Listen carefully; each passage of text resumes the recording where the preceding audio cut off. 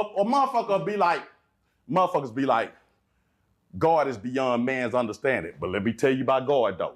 The fuck out of here. Is he beyond our understanding? Or do you know every fucking thing? Because you got niggas out here that's going to actually tell you what God is thinking and what God will do and what God won't do. Who the fuck is you, nigga?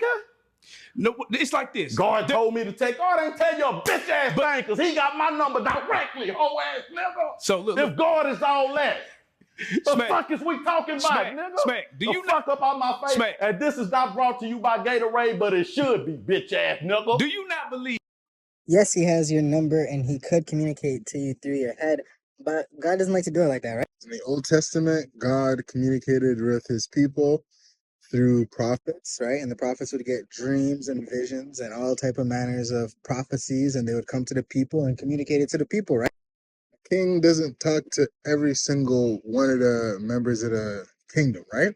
He has people that he communicates his message to, then they communicate the message to somebody else and to somebody else, etc. You wouldn't say that the king didn't say this.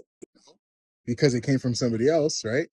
And then the point that you said about God is beyond our knowledge, right? I'm telling you about him. Yes, because at the end of the day, I can tell you some things about God, but to tell you everything about God and for me to know everything about God would necessarily like make me God, right? Because only God has that knowledge. Only God has the capability of understanding God fully. That's why Jesus, when he says, I know the Father and the Father knows me, that's a claim to divinity, because who knows God the same way God knows them, right? Nobody has that type of knowledge unless you're Jesus.